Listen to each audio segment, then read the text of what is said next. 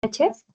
¿Qué tal? De parte del Comité Permanente Académico CPA, les doy la bienvenida a esta discusión de caso clínico llamado Urgencia silenciosa en el embarazo. Mi nombre es Ángela Vázquez, yo voy a moderar lo que es la sesión y en nuestra ponencia está a cargo de el doctor Jesús Rafael Custodio Aguilar, que ya se encuentra en la sala. Él es médico cirujano, ha hecho un puesto de salud Matapuquio. Trabajó en el Centro de Salud Pumacochas, en el Centro de Salud Querobamba. También es auditor interno del puesto de salud Portada del Sol y es responsable de seguridad y salud en el trabajo del puesto de salud Portada del Sol también.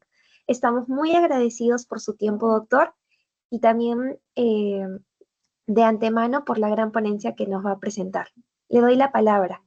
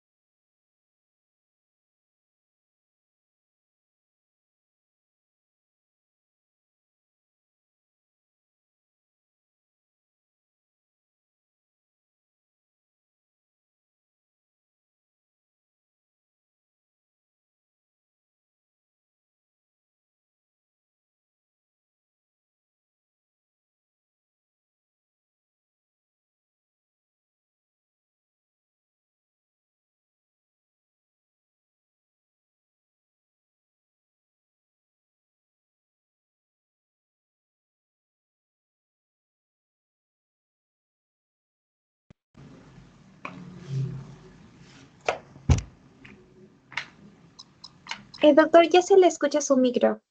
Está prendido. Ah, bien, ok, gracias.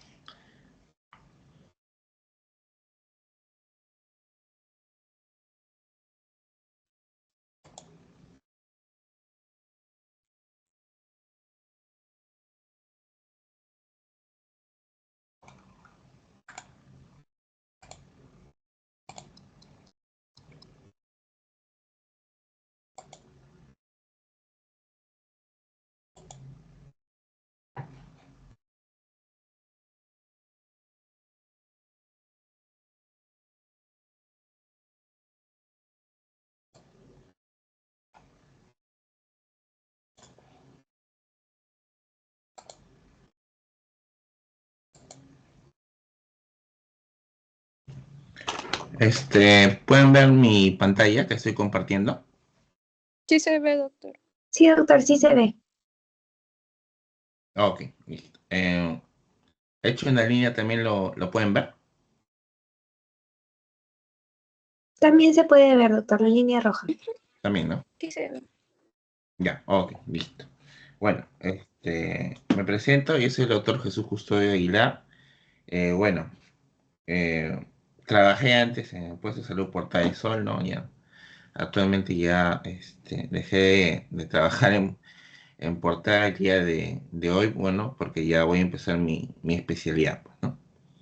Pero bueno, entonces, a mí se me ha encargado, acerca de esta ponencia sobre este caso clínico de HELP, ¿no? Entonces, no hay que hacerlo monótono, ¿no? No hay que hacerlo aburrido, ¿no? O sea, que en el cual yo solamente tenga que hablar, sino también, ustedes pueden participar. Igual aquí todos estamos para aprender, ¿no?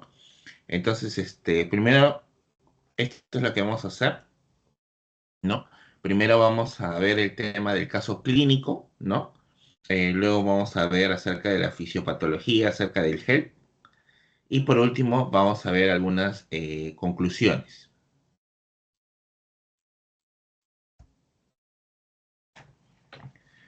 Entonces, nosotros acá primero tenemos la anamnesis, ¿no?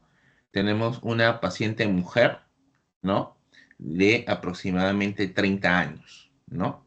Y ¿alguno de ustedes alguna vez ha visto esta fórmula o esta fórmula les parece conocida?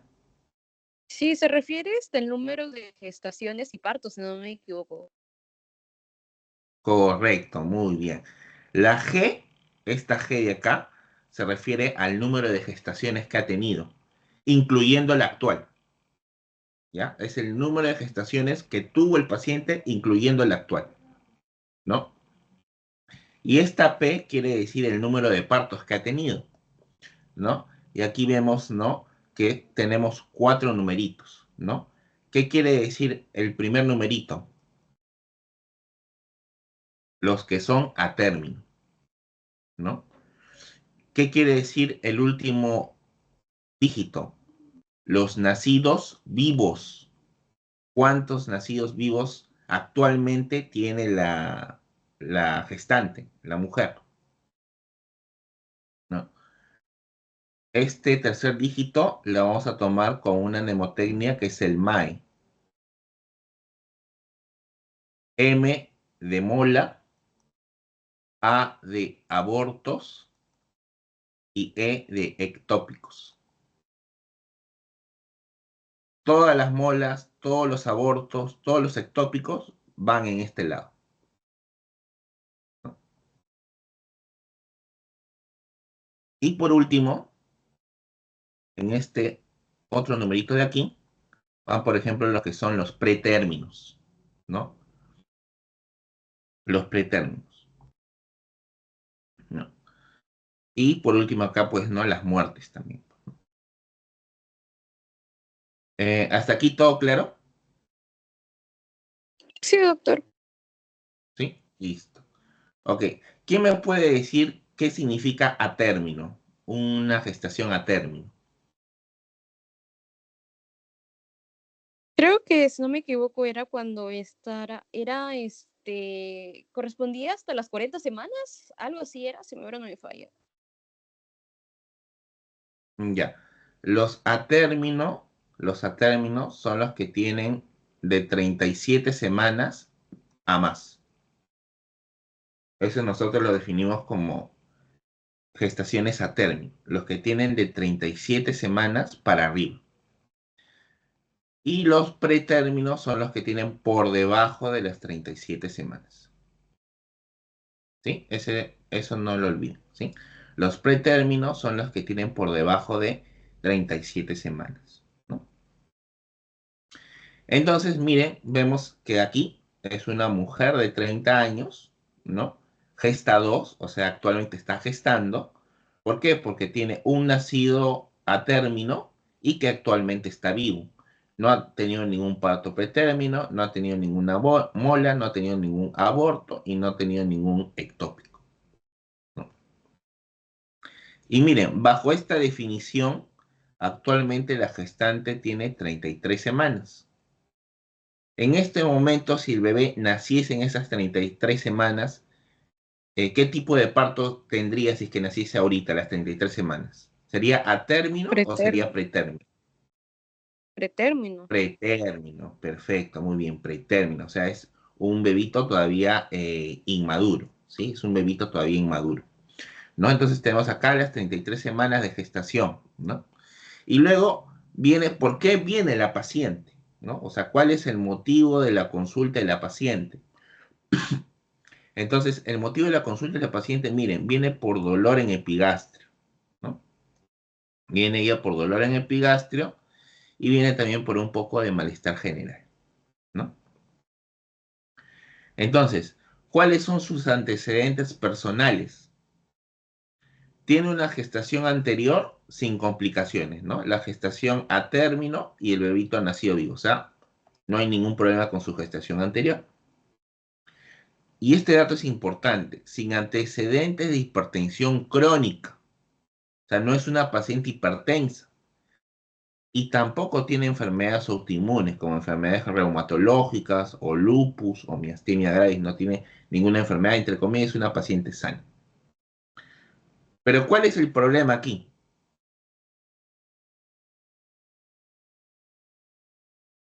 Que tiene un control prenatal irregular. O sea, es una gestante que va a sus controles cuando quiere. Ese es el problema de la gestante. Control prenatal irregular. Eh, ¿Alguien me puede decir, según el MINSA, según la norma técnica del MINSA, cuándo tú consideras que una gestante está bien controlada? ¿Cuántos controles prenatales debe tener una gestante en el Perú para que esté controlada?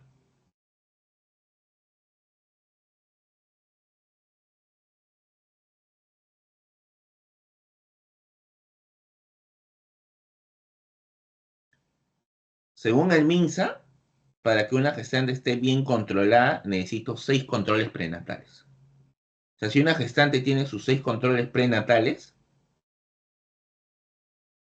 yo digo, esta gestante está bien controlada. Pero si ustedes buscan bibliografía de la OMS les va a decir que para que una gestante esté bien controlada debería tener 8 controles prenatales. Pero como nosotros estamos en el Perú, para nosotros basta que una gestante tenga sus 6 controles prenatales para nosotros decir que está correctamente controlada. ¿Sí? ¿Hasta aquí hay alguna duda, alguna consulta, algo que no haya quedado claro con respecto a la anamnesis de la paciente? Todo claro, doctor, por mi parte. Listo. Entonces pasamos con la segunda parte, ¿no? Entonces, aquí seguimos en la historia clínica, ¿no? La paciente acude al servicio de emergencias, ¿no? Como les habíamos mencionado, ¿no? Refiriendo dolor en epigastrio, disculpen, ¿no? Refiriendo dolor en el epigastrio intenso desde hace 12 horas, ¿no? Y en el cual este dolor se asocia a náuseas, a vómitos y a malestar general. Este dato después es importante, después vamos a saber por qué, refiere cefalea persistente, cefalea persistente. Y este dato también es importante, visión borrosa, visión borrosa. Niega que haya perdido la conciencia o que haya tenido convulsión. Luego, este dato es importante, los signos vitales, ¿no? Si ustedes van a clínicas o a hospitales, lo primero que se le enseña a todo estudiante de medicina es a tomar funciones vitales. ¿Por qué? Porque las funciones vitales son importantes para nosotros, sobre todo en una gestante de 33 semanas, y peor que es con control prenatal irregular, no lo sabemos cómo han estado sus presiones anteriormente. ¿Qué me pueden decir? ¿Qué opinan de esta presión? Miren, le toman la presión y sale 165 la sistólica sobre 105 la diastólica. ¿Qué opinan acerca de esta presión? Está hipertensiva, Se grado puede, 2. está hipertensa. Ujú. Muy bien, está hipertensa. Muy bien. ¿Cuánto es la presión arterial normal? Aproximadamente 320 entre 80, más o menos, por ahí. Muy bien. De 120 a 180. Igual o menos, ¿no? Igual o menos a esto es 120 sobre 80, ¿no? Ahora, también escuché, por ejemplo, un comentario que me gustó mucho que dice estadio hipertensivo tipo 2, ¿no? Eso es correcto, ¿no? Pero es correcto en el contexto de un paciente que no es gestante. ¿No? O sea, yo o de repente las damas que no están embarazadas, ahí sí yo puedo clasificar como estadio hipertensivo tipo 1, estadio hipertensivo tipo 2. Pero acá estamos en el contexto de una gestante. En el contexto de una gestante, nosotros no hablamos tanto de estadios hipertensivos tipo 1, tipo 2 o crisis hipertensivas. Nosotros aquí, en el contexto de una gestante, nos importa un valor en específico. Muy aparte que esté en 120-80, ¿no? Es que si la gestante tiene un valor de 140 sobre 90 o más, o sea, sí, más, menos, o sea, igual o mayor a 140 sobre 90, estamos diciendo que la paciente, en un paciente gestante, estamos diciendo que el paciente tiene un estado hipertensivo del embarazo. En este caso, estaríamos hablando de una preeclampsia. Preeclampsia. Preeclampsia. ¿Qué quiere decir la palabra pre? Antes de, ¿no? Cuando tú eras Antes de ser universitario, ¿qué fuiste? Preuniversitario. Porque estabas a un pasito de ser universitario. Aprobas tu examen de admisión y ya, ¡pum!, universitario. Igualito está esta paciente. Esta es preeclampsia. Está a un pasito de hacer eclampsia. ¿Y qué es la eclampsia? ¿Qué es la temida eclampsia?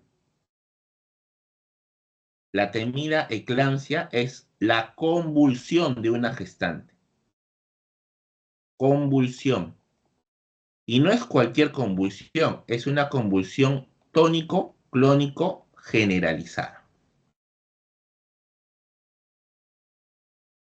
¿no? Eso es la eclampsia. Entonces, nosotros cuando vemos una gestante y le tomamos la presión y vemos que tiene 140/90 o más, yo digo, uy, un momentito, esta paciente puede ser preeclámptica. No puede, es preeclampsia. Definitivamente es preeclampsia. Y ahí sí, pues todos los sistemas se activan, pues, ¿no? Porque una preeclampsia, como vamos a ver en la fisiopatología, trae muchos daños tanto a la madre como al bebé. Trae muchos daños, ¿no? Y un principal factor de riesgo es esto, que no se ha controlado. No se ha controlado. Y miren, está siendo un problemas de presión arterial a pesar que no tiene antecedentes de hipertensión crónica. Y a pesar que su gestación anterior no tuvo complicaciones. Por eso se dicen que las gestantes es como una bolsa de Pandora. O sea, tú no sabes con qué te puedes encontrar. Siempre cuando yo hice mi internado en San Bartolomé me decían, tú puedes tener la gestante mejor controlada del mundo y a pesar de eso se puede complicar. Como puedes tener una gestante que no está controlada y el parto sale ok, ¿no? Pero igual eso no quita que tengamos que monitorear muy bien a las gestantes, ¿no? Ahora, ¿este concepto quedó claro?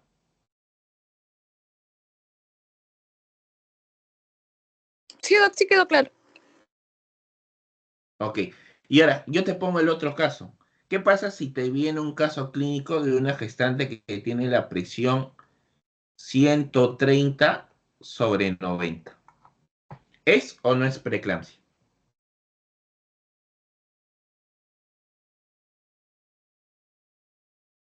Creo que no, pero no soy muy segura. ¿Otra opinión? Faltaría confirmar la proteinuria, doctor. Ya, muy buena opción. ¿Otra opinión?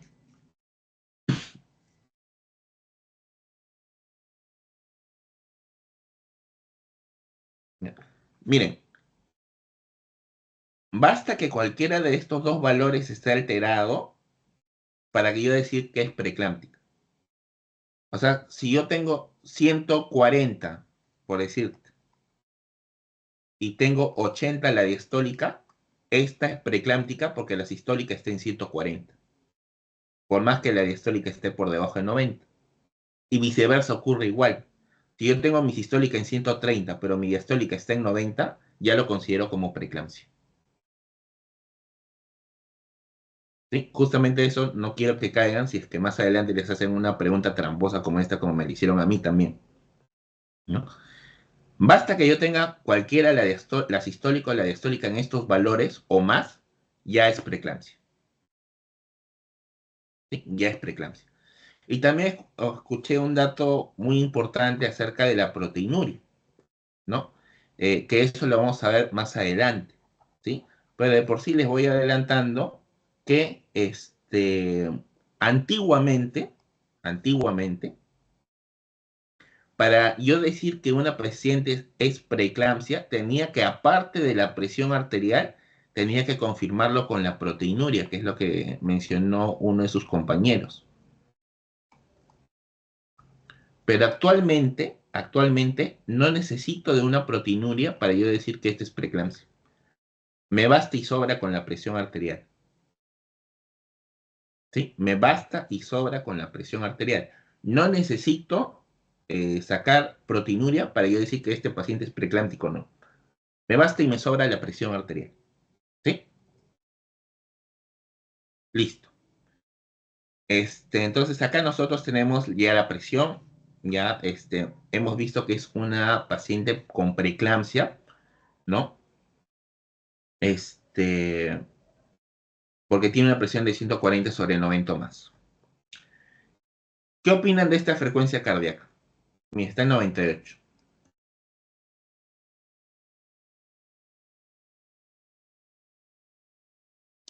O sea, está normal, aunque está cerca al límite.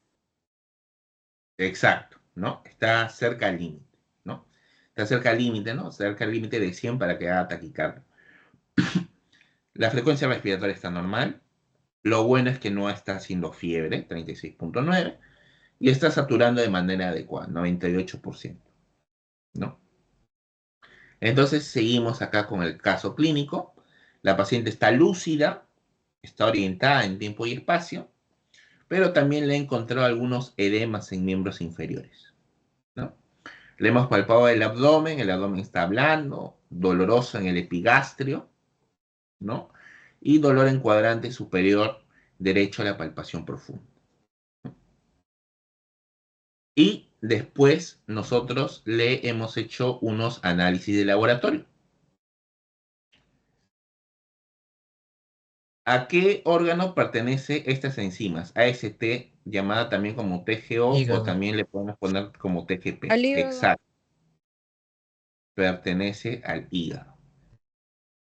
¿Y a partir de qué valor yo digo esto es patológico? ¿Más de 56? No, para embarazadas es mayor de 70. Justamente esto es lo genial de esto, ¿no? Que salimos de la persona común y corriente que no es gestante, ¿no? El gestante cambia todo, es muy diferente, ¿no? Es por arriba de 70, yo digo que este valor está alterado. ¿Y cuánto tiene? 140. ¿Hay o no hay daño hepático? Sí, hay daño hepático. Hay daño hepático, ¿no? Perfecto. Ahorita vamos a saber por qué hay daño hepático.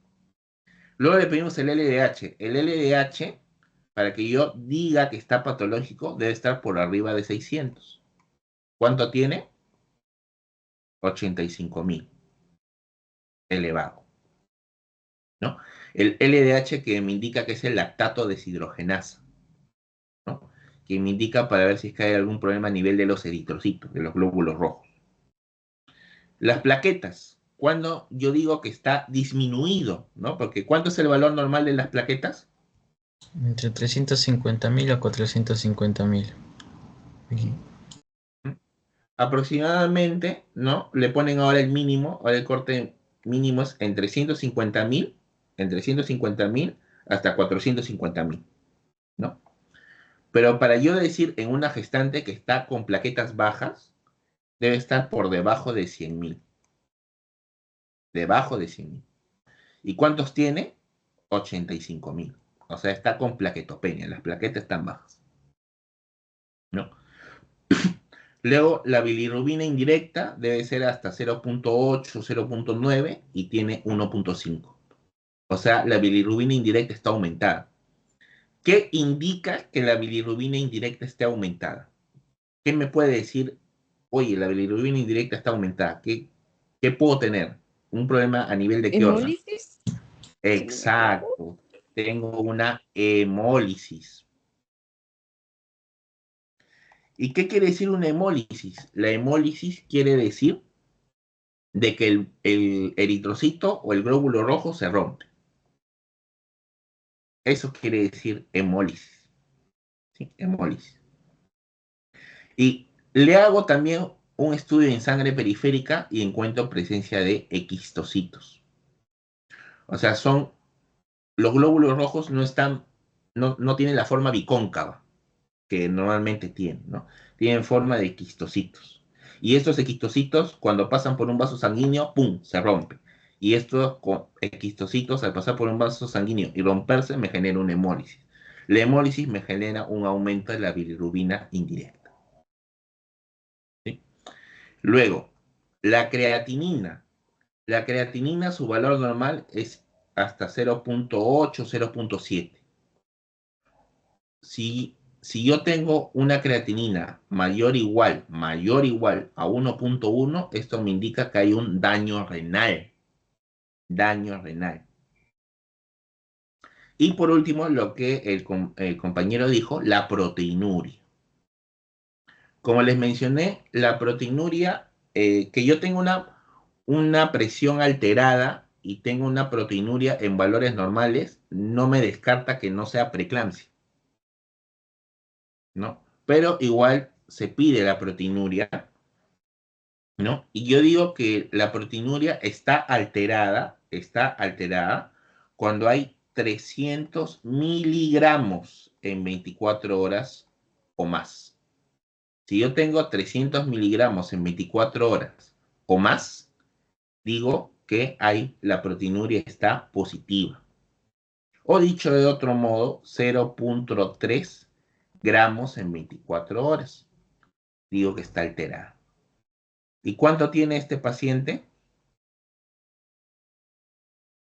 1.8 gramos. ¿Hay o no hay daño renal? ¿Hay o no hay proteinuria? Sí, Disculpe. sí hay. Sí hay. Sí hay proteinuria. Entonces, tenemos una paciente con preeclampsia. Miren, tenemos una paciente con preeclampsia que tiene daño hepático, que tiene plaquetopenia, que tiene hemólisis y que tiene daño renal. Cuando tú le sumas a esa preeclampsia, le sumas que tiene daño renal, daño hepático, daño a nivel de los glóbulos rojos, plaquetopenia, eso de ahí hace lo que es el famoso síndrome de HELP. O sea, el HELP es una complicación severa de la preeclampsia. Porque hay varios tipos de preeclampsia. Y voy a aprovechar este gráfico para decirles cuáles son los tipos de preeclampsia. Primero, está claro cuando hablamos de preeclampsia, ¿no? Hablamos de preeclampsia cuando tiene un valor ¿de cuánto? Mayor o igual a 140/90. Exacto. Ahora, la preeclampsia puede ser de dos tipos. ¿No? Puede ser preeclampsia sin criterios de severidad, o puede ser una preeclampsia con criterios de severidad. ¿Cuál es la preeclampsia sin criterios de severidad? Solamente la paciente que viene con preeclampsia de 140/90 y no tiene ninguna otra molestia más. Señora, ¿le duele la cabeza? No. Señora, ¿ve como lucecitas, destellos? No. Señora, ¿le duele el abdomen? Tampoco. Le hago los exámenes de laboratorio, todo sale normal, pero sale 140/90. Esto de acá yo le llamo preeclampsia sin criterios de severidad.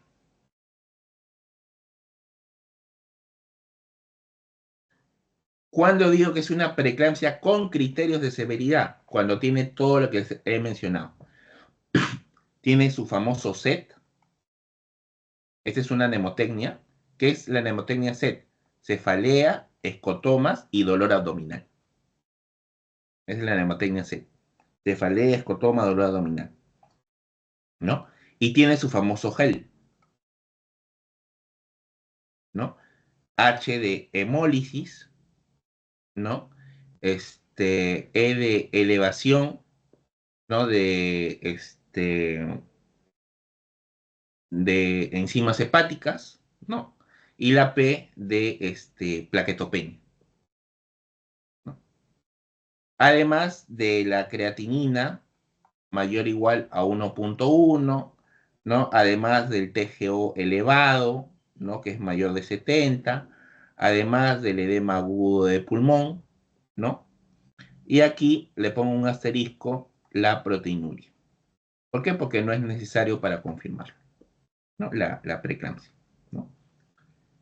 Entonces, basado en lo que hemos visto y en esta clasificación, ¿qué tipo de preeclampsia tendría nuestra paciente? ¿Sin criterios de severidad o con criterios de severidad?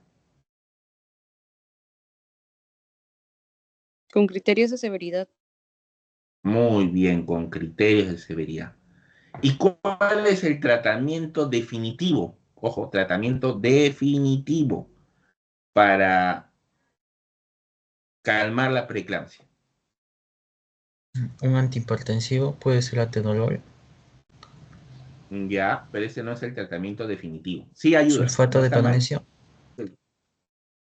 También está muy bien, pero no es el tratamiento definitivo. ¿Es inducir el Nifedipino. parto? ¿Cómo?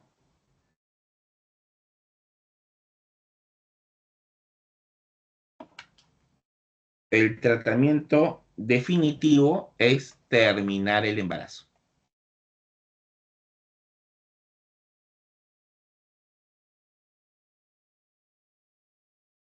Ese es el tratamiento definitivo. Todo lo demás que me han dicho está muy bien. Doctor, hay que darle la betalol, hay que darle su sulfato de magnesio, ¿no? En fin. Pero si ustedes les preguntan tratamiento definitivo, o sea, ¿con qué tratamiento yo definitivamente voy a terminar con la preeclampsia? Es terminando el embarazo, terminando la gestación. Con esto de aquí yo mato la preeclampsia. Ese es el tratamiento definitivo. ¿Sí? Tratamiento definitivo. Entonces, nosotros aquí, bueno, hicieron una ecografía y encontraron que el bebito estaba en posición cefálica, o sea, normal, con movimientos presentes y líquido amniótico normal. ¿No? El líquido amniótico está normal. ¿Qué quiere decir líquido amniótico normal? Que no hay polihidramios o que no hay oligohidramios. Oligohidramios quiere decir que tengo poca cantidad de líquido amniótico. Y polihidramios quiere decir que yo tengo mucha cantidad de líquido amniótico, ¿no? Eso quiere decir polihidramios y oligohidramios. Y también acá le han puesto, por ejemplo, un término de restricción del crecimiento uterino leve. ¿Algunas de ustedes han escuchado la palabra RCIU?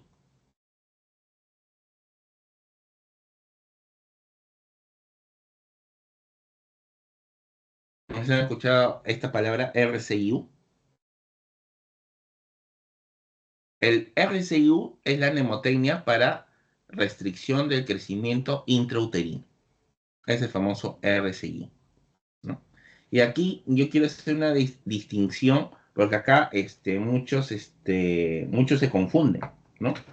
Muchos dicen, doctor, ¿cómo sé si este es un RCIU o es un PEG? El PEG es el bebito que es pequeño para la edad gestacional. Pero la diferencia es que el RCIU es patológico y el PEG es normal. ¿Cómo los diferencio? El RCIU tiene un percentil de crecimiento por debajo de 10. El PEG también tiene un percentil de crecimiento por debajo de 10. Hasta ahí yo no los podría diferenciar. ¿Cuál es el dato que me diferencia si este es RCIU o PEG? El Doppler alterado. Si yo tengo un Doppler alterado de la arteria umbilical, si yo tengo un Doppler alterado, ¿no? De la arteria cerebral media, ¿no?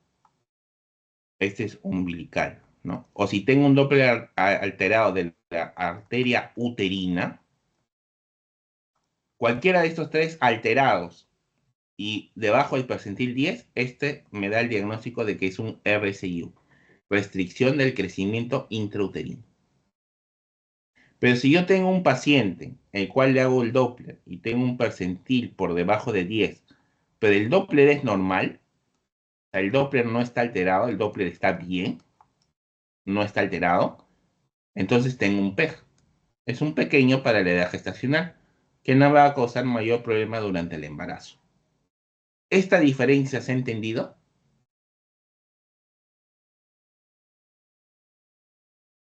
Sí, doctor. ¿Sí? ¿Ninguna duda, ninguna pregunta? No, doctor. Listo, muy bien. Ahora, doctor, ¿qué pasa si yo tengo un pacientito, un bebito, que está por debajo del percentil 3? Ya. Si yo tengo un pacientito que está por debajo del percentil 3, no me importa si el Doppler está normal o alterado. ¿Sí? Si yo tengo un pacientito, un bebito debajo del percentil 3, automáticamente, sin Doppler, este es RCI. ¿Sí? O sea, quiere decir que si está entre el percentil 3 y el percentil 10 y yo tengo dudas si este es RCIU, necesito un Doppler. Pero si yo le encuentro que está en el percentil 3, ya no necesito hacerle Doppler. De frente es RCIU. ¿Sí? Esa es la única disquisición, ¿no? Entonces, ¿cuál es la conducta que tenemos que seguir? Aquí hay muchas cosas de lo que ustedes han mencionado. Primero hay que hospitalizar a la paciente, pues, ¿no? Primero hay que hospitalizarla definitivamente en una unidad de ARO, ¿no? El ARO, que es alto riesgo obstétrico, ¿no? Donde van solamente las pacientes complicadas. ¿Se acuerdan qué edad gestacional tenía la paciente o tiene la paciente? 33 semanas de gestación. 33. Muy bien, 33 semanas, 33 semanas. ¿Cuándo dijimos que es a término? ¿Cuántas semanas debe Cuando es tener mayor o para igual a 37. Mayor a 37 semanas. 37 semanas o más? Ojo, 37 semanas o más. Ese ya es un a término. ¿Y cuándo decimos que es un pretérmino? Menor a las 37 semanas. Menor a las 37 semanas. Muy bien, menor a las 37 semanas. Ahora, les voy a complicar un poquito más. Existen los pretérminos tardíos y existen los pretérminos tempranos.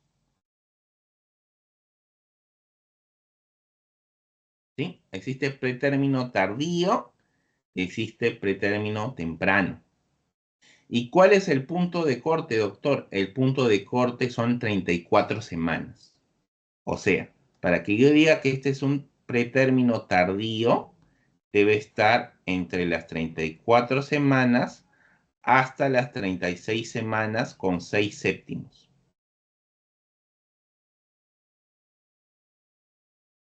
Y para que yo diga que este es un pretérmino temprano, ¿no? Debe estar por debajo de las 34 semanas. ¿Se entendió esta subdivisión de los pretérminos? Sí, doctor. ¿Sí? Correcto, ¿no? Entonces, como estoy en 36 semanas, 6 séptimos, sigo por debajo de 37. Entonces, yo soy considerado como pretérmino. Por eso yo les hago hincapié acá. A término es 37 semanas para arriba. Y pretérmino es por debajo de las 37 semanas. Que se traduce en 36 semanas, 6 séptimos. Ahora, doctor, ¿por qué nos complica la vida? ¿No? O sea, ¿por qué nos enseña el punto de corte de las 34 semanas? ¿A qué edad gestacional hay una maduración total del pulmón, del bebito? A las 35 por el desarrollo completo de los neumocitos tipo 2 para que produzcan surfactante. Ya. El concepto actual son 34 semanas.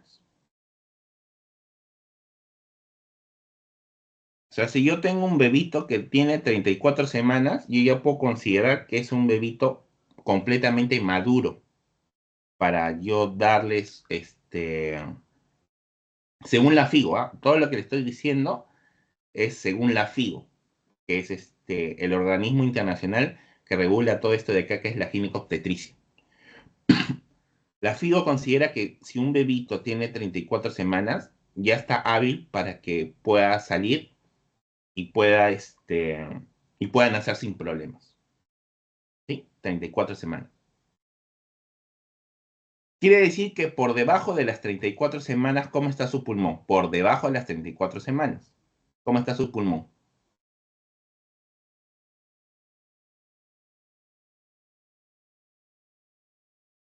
¿Está maduro o está inmaduro? Inmaduro. Inmaduro. Muy bien. ¿Y qué tengo que hacer para madurar el pulmón? Le podemos administrar corticoides.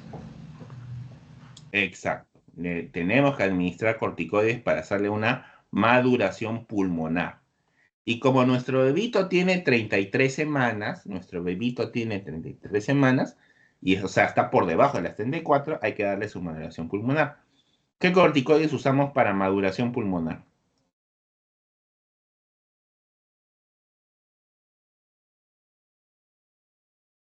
Betametasona. Muy bien, la que está acá, que han usado, es la betametasona. ¿Y cuál es la otra alternativa si no tenemos betametasona?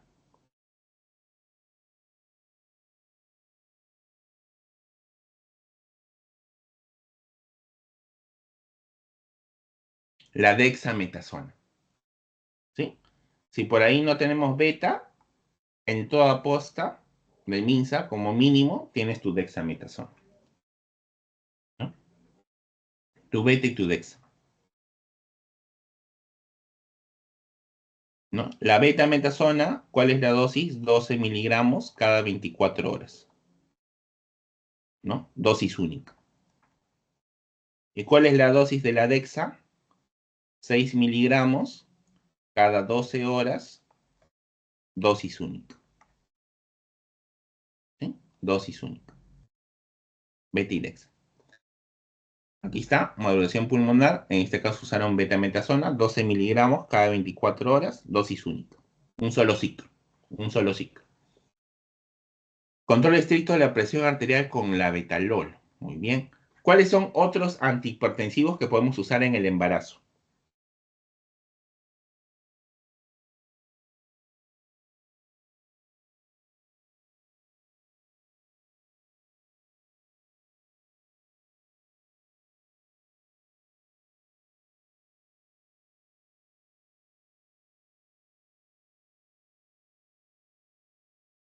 Los otros antihipertensivos que podemos usar en el embarazo, aparte de la betalol, tenemos la hidralazina, ¿no? Tenemos la alfa-metildopa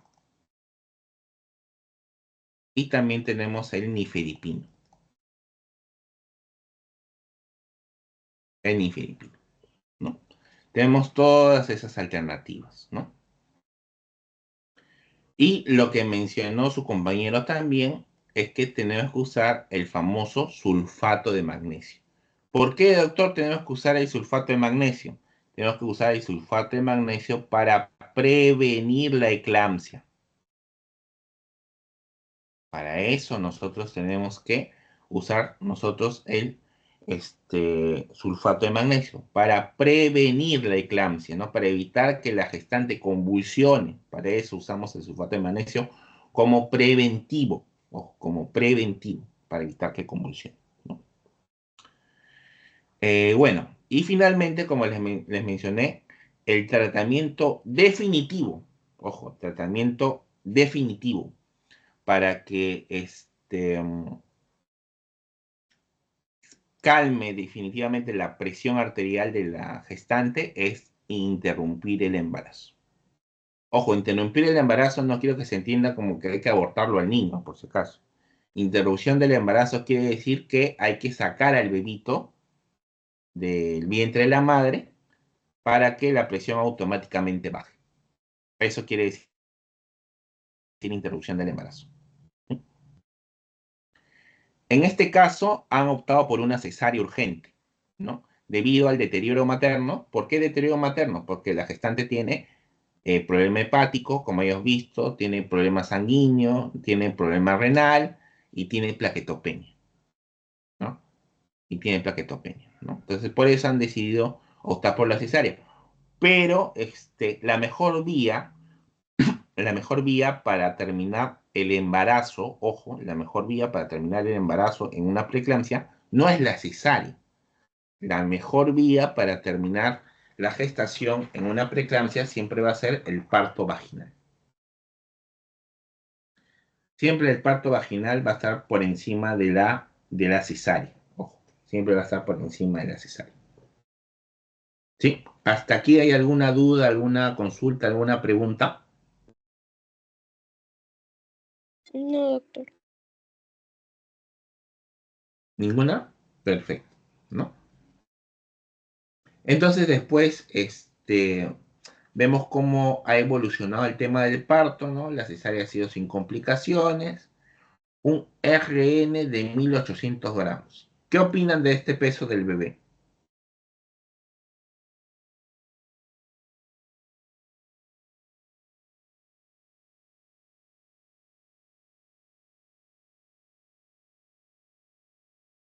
¿Cómo creen que está el peso de este bebito? Creo que está por debajo de lo esperado. Debería ser más de 2.5. Ujú, ¿ya? Por debajo de 2500 gramos, por debajo de 2500 gramos o 2.5 kilos, se considera bajo peso. Cosa que está dentro de lo esperado porque es un bebito. Esto de los 2500 es de los niñitos a término. Y este bebito es pretérmino. Entonces, se espera que esté bajo, pues, ¿no? Su peso, pues, ¿no? Pero sí es un bajo peso al nacer. El Apgar, ¿alguien ha escuchado del Apgar? ¿Para qué sirve el Apgar? Una valoración que se hace en el minuto 1 a 5 para ver 5 características evaluando cómo está el recién nacido. Muy bien. Pero ¿para qué me sirve el Apgar? O sea, ya tengo los 5 parámetros, tengo mi puntaje, pero ¿para qué me Para sirve? ver si lo ponemos en incubadora o no. Ya. ¿Alguna otra idea de para qué sirve el Apgar?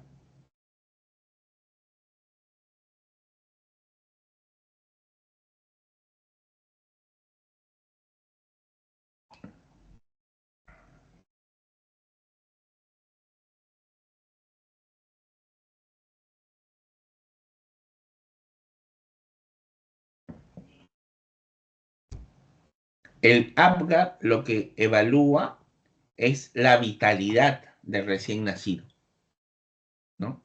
Evalúa la vitalidad de recién nacido. No nos indica si con eso lo mandamos a incubadora o no. Nos indica qué tan vigoroso, qué tanta vitalidad ha nacido el bebé, ¿no? O si es que ha habido algún grado de asfixia intrauterino durante el parto. Para eso nos sirve el Apgar.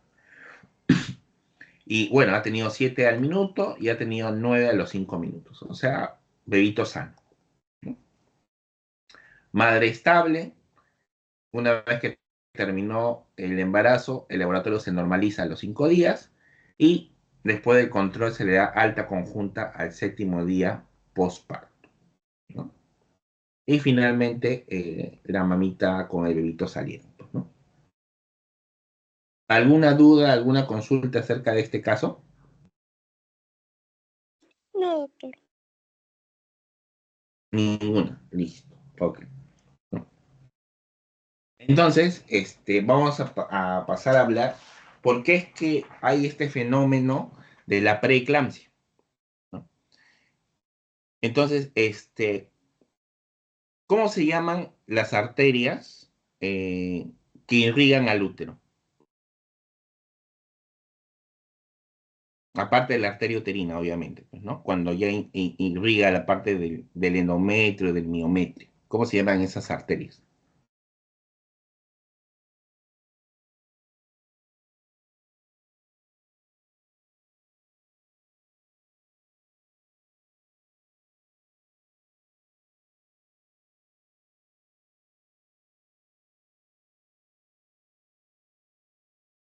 ¿No? Esas arterias son las arterias espirales, ¿no? Aquí están, ¿no? Tienen forma de espiral. Aquí están las arterias espirales. Entonces, esto de acá es lo normal, ¿no? Lo normal es que haya una buena invasión del trofoblasto a las arterias espirales. Si hay una buena invasión del trofoblasto a las arterias espirales, los vasos sanguíneos, miren cómo están. Van a estar bien, van a estar anchos, van a estar grandes, para que aumente y corra bien la sangre, corra bien el flujo sanguíneo. Pero ¿qué pasa si hay una mala invasión del trofoblasto?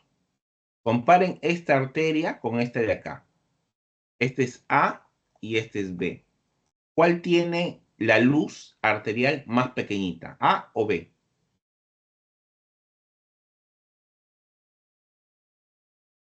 B. Muy bien, la B. ¿No? Miren, toda esta distancia con esta distancia de acá. ¿No? Entonces, hay una mala invasión del trofoblasto a las arterias espirales que irrigan el miometrio del útero. Por lo tanto, el vaso sanguíneo es más pequeño. Y si ustedes, como han llevado física médica, ¿qué pasa si yo tengo un vaso, la luz del vaso sanguíneo es más pequeño? ¿Cómo es el flujo? ¿Aumenta o disminuye el flujo? Si yo tengo un vaso más pequeño, ¿qué pasa con el flujo? ¿Aumenta o disminuye? Disminuye. Muy bien, el flujo disminuye. ¿Y qué pasa con la resistencia? ¿Aumenta o disminuye? Aumenta. Aumenta. Aumenta la resistencia. Al aumentar la resistencia, ¿qué aumento? Aumento la presión arterial. Por eso es que al aumentar la presión arterial y al yo tener una presión arterial en una gestante de 140/90 o más, ya estoy hablando de una preeclampsia, sin necesidad de una proteinuria. ¿Sí? Por una mala invasión del trofoblasto a las células espirales.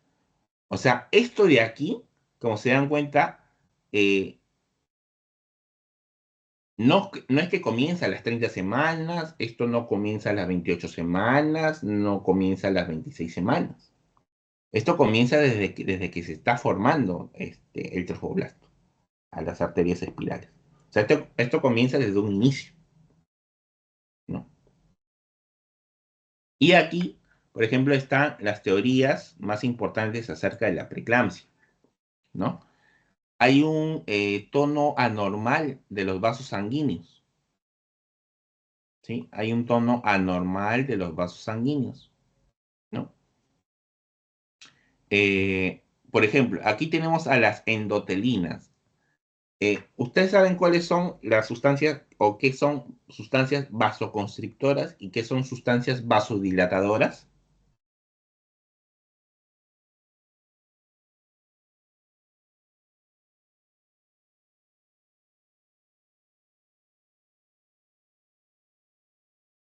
Las sustancias vasoconstrictoras son las que achican la luz del vaso sanguíneo.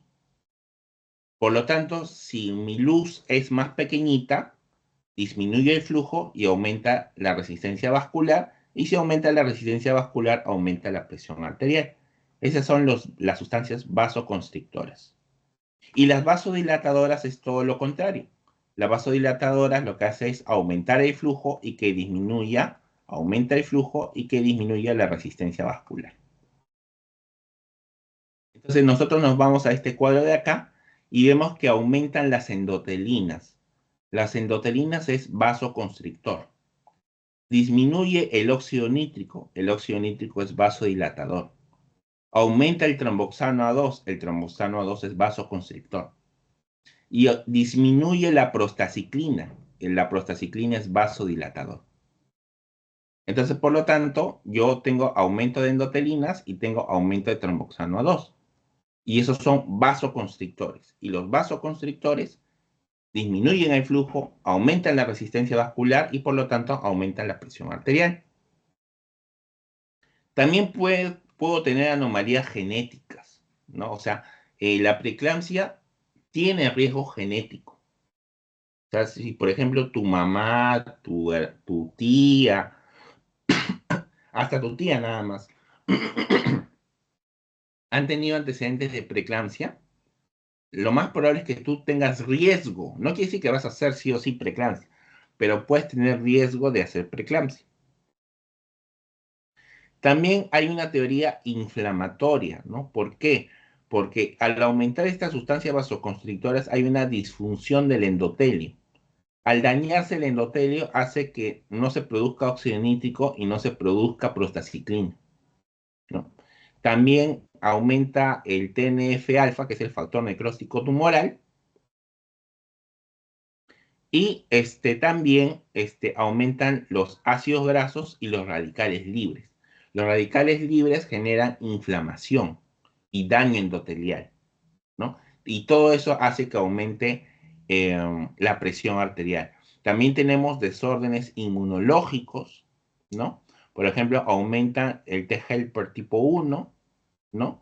También aumentan el T-helper tipo 2, que generan citoquinas proinflamatorias, ¿no? Y al final todo esto genera una cascada proinflamatoria, ¿no?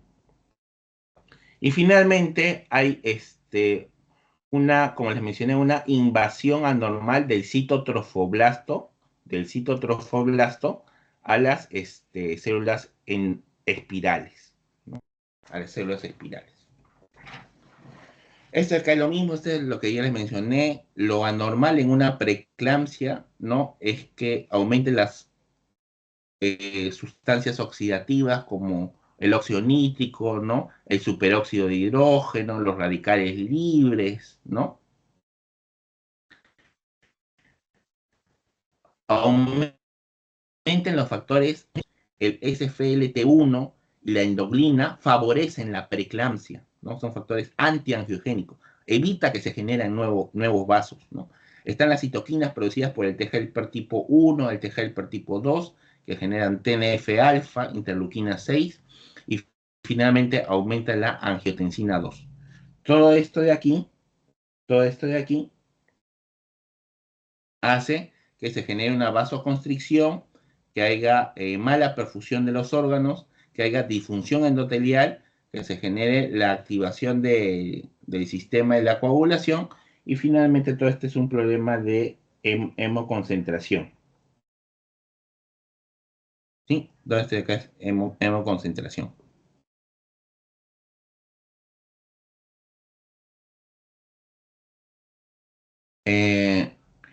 Luego, bueno, todo este efecto de la preeclampsia genera daños multisistémicos, como habíamos visto, genera hipertensión, genera disfunción glomerular, genera proteinuria, genera edema cerebral, genera disfunción hepática y genera problemas de la coagulación. ¿Por qué? Porque tenemos un problema de plaquetopenia, ¿no?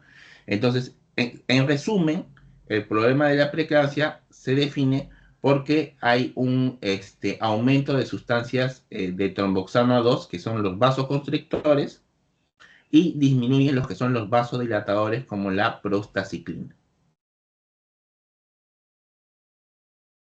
Y este es un mapa general de todo lo que es la patogenia de la preeclampsia, ¿no? Hay factores de riesgo adquiridos, tanto genéticos como inmunes, ¿no?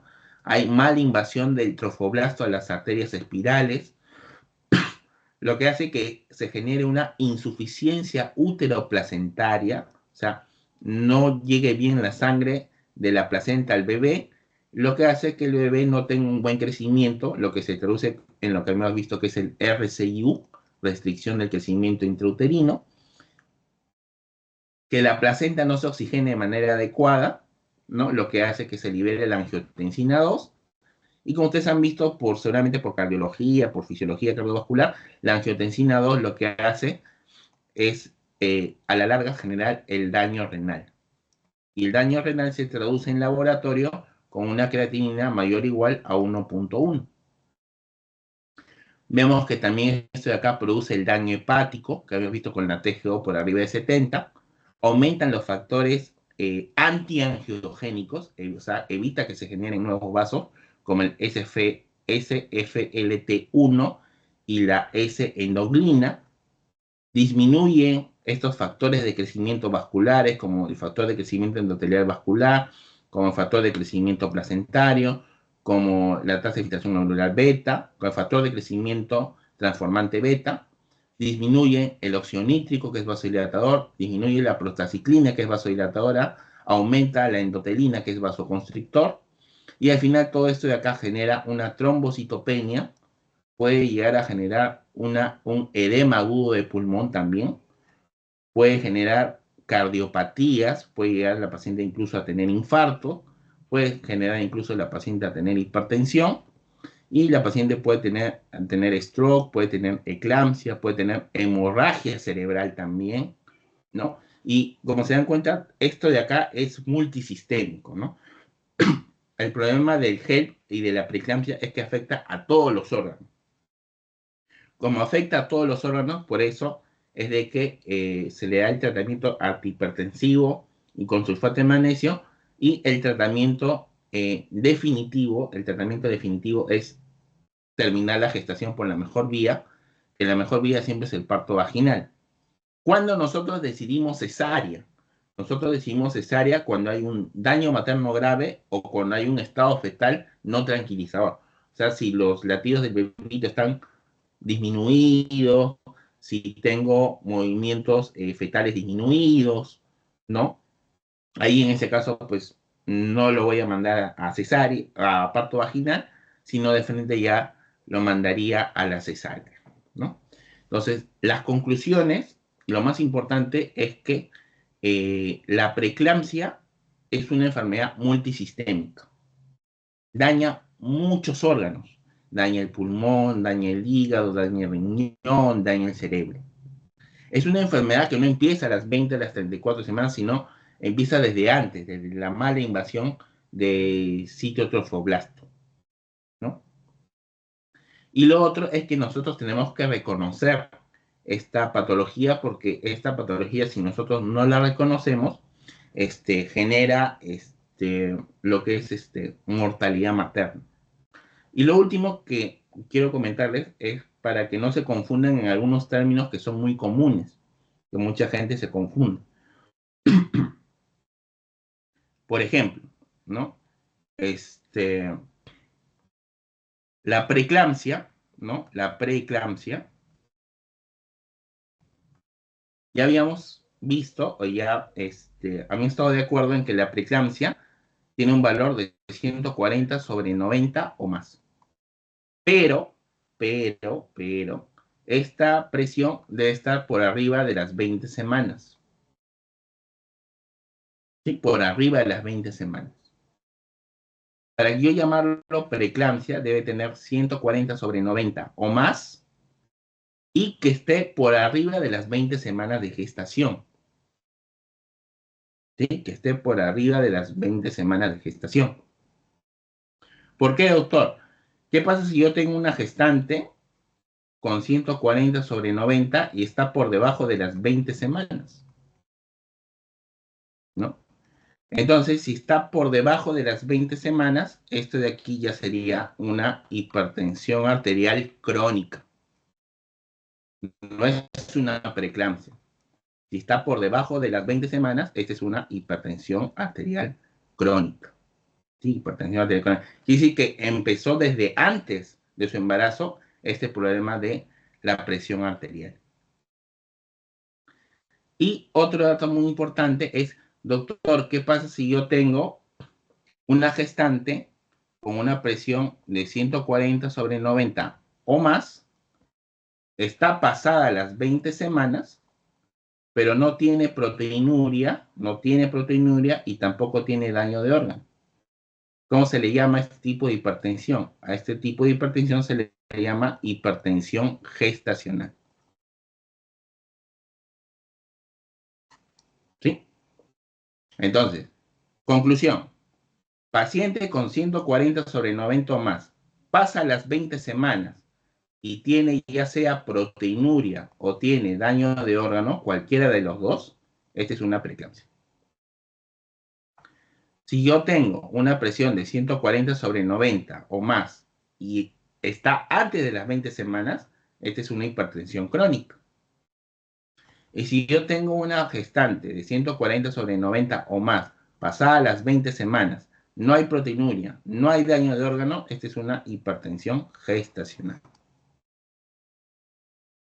¿Sí?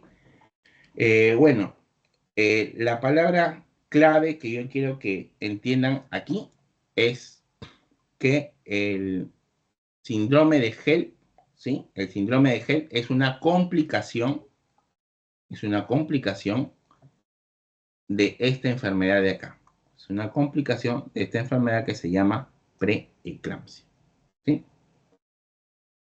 Y bueno, no sé si hay alguna duda, alguna pregunta con respecto a este caso clínico. No, doctor, por mi parte no.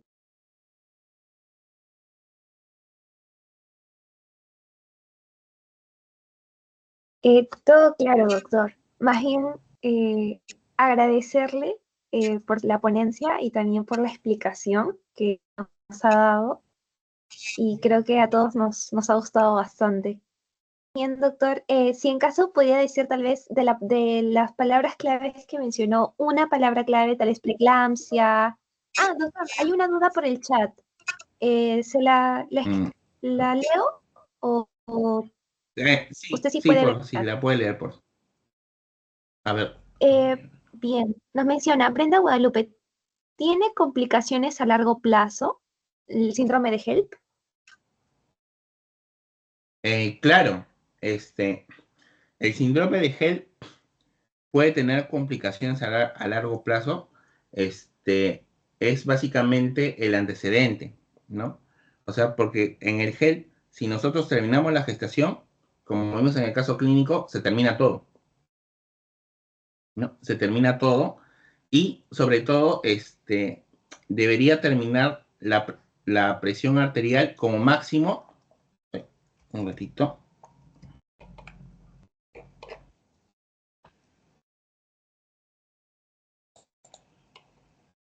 A ver.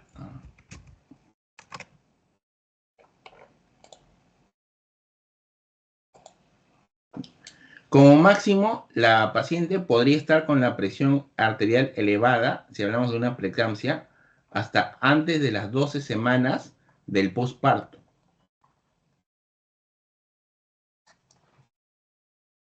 Si yo tengo una gestante que yo la catalogué como preeclampsia, terminamos el embarazo, la gestante salió bien, el bebito salió bien, y su presión se normaliza antes de las 12 semanas del posparto, terminó ahí, bacán. Pero, ¿qué pasa si yo tengo una preeclampsia y sigue con la presión arterial elevada y ya pasaron las 12 semanas del posparto? Ahí a la paciente dejo de llamarla preeclámptica, ¿no? Y la llamo que ahora tiene una hipertensión arterial crónica. O sea, la complicación a largo plazo sería que si después de las 12 semanas de posparto yo veo que sigue con la presión arterial elevada, es que la paciente termina con una hipertensión arterial crónica. Y probablemente ya sea catalogado como una hipertensa y necesite tomar pues sus IECA, sus ARAs, ¿no? En fin, esa sería la complicación a largo plazo.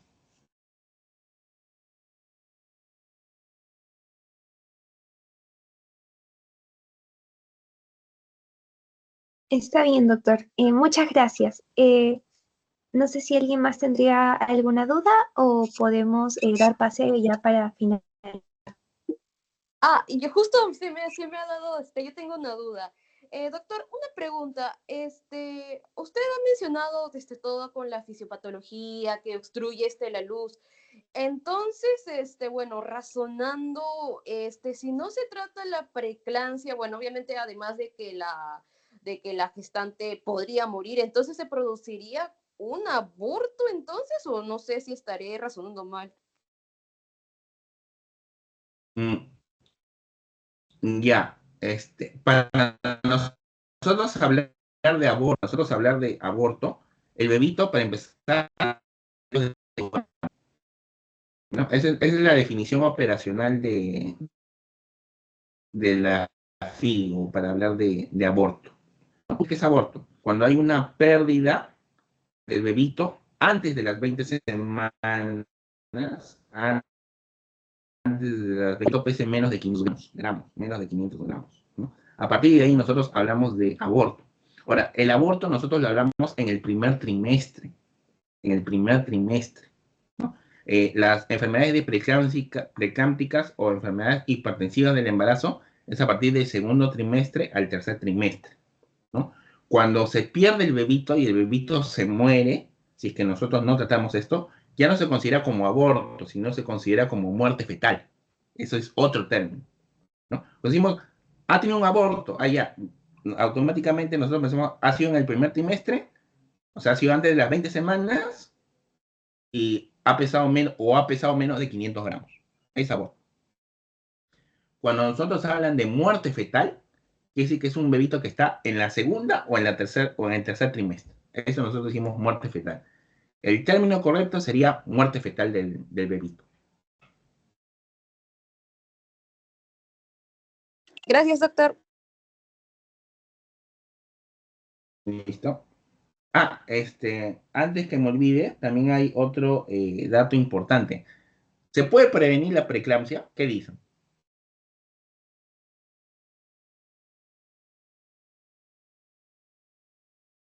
¿Es posible Asistiendo a prevenir? los controles. Ya, muy aparte de los controles. Con aspirina. ¿Con cuál? Aspirina. Por ahí lo Para mencionaste. pacientes que ya hayan tenido Claro. preeclampsia previamente. Muy bien, excelente. Con la aspirina, que es conocido como el ácido acetil salicílico. Si tú tienes una paciente con antecedente de preeclampsia y que está, ojo, y que está entre las 12 semanas hasta las 16 semanas de embarazo, tú puedes darle aspirina. Puedes darle aspirina, que es a dosis baja, entre 80 a 100 miligramos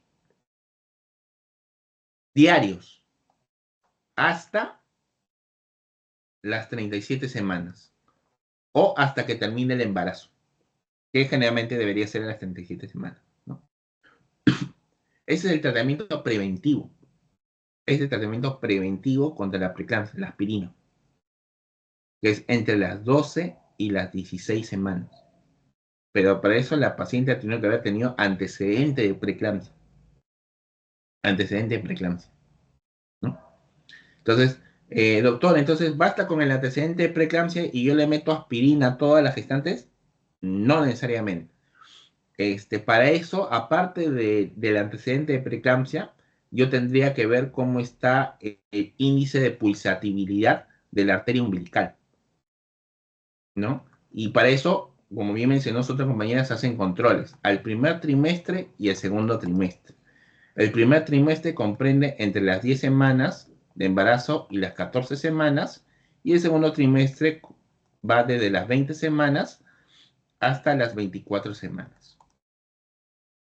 Si yo tengo un índice de pulsatividad, o sea, le hago Doppler, si yo tengo un índice de pulsatividad por arriba del 95%, quiere decir de que ya está habiendo una mala invasión de citotrofoblasto. Al haber una mala invasión del citotrofoblasto, más el antecedente de preeclampsia anterior, ahí ya recién yo le doy aspirina.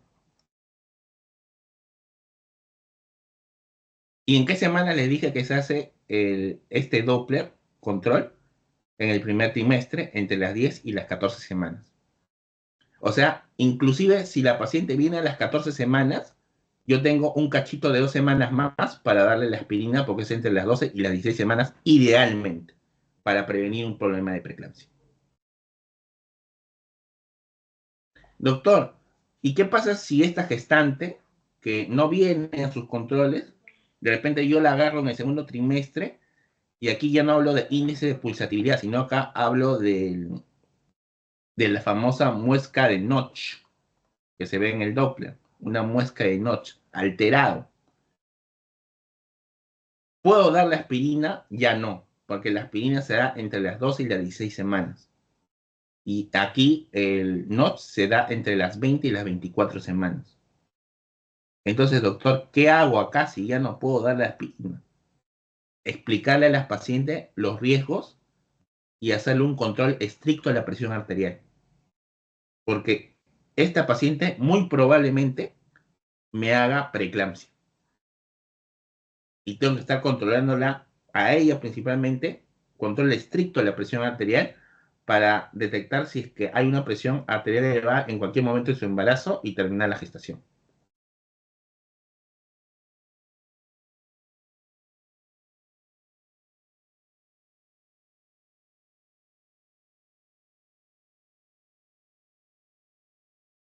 ¿Alguna duda más?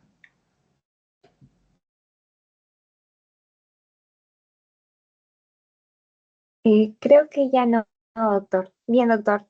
Muchas gracias, agradecerle por la ponencia, doctor, y por su tiempo. Más bien, doctor, no sé si tal vez la palabra clave sería al final, para que los chicos coloquen en una sola palabra, preeclampsia o alguna otra Ah, palabra. ya, claro. Ya, la palabra, hay dos palabras clave, dos palabras claves, que es preeclampsia y gel, ¿no? Esas son las dos palabras claves, ¿no? La preeclampsia, ¿no? Y la complicación severa de la preeclampsia, que finalmente es el gel, ¿no? Que es producida, pues, ¿no? Por el daño sistémico producido por la preeclampsia.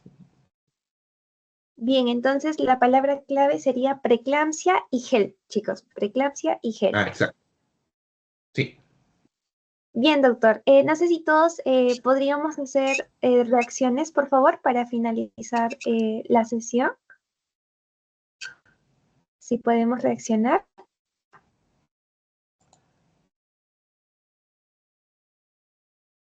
Una vez más, por favor.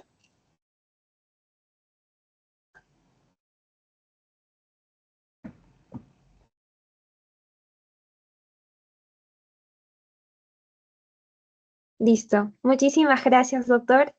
Esperamos contar con usted para nuevas ponencias y gracias por su tiempo. Muchísimas gracias, chicos. Hasta luego. Ok, muchas gracias y espero que les haya servido.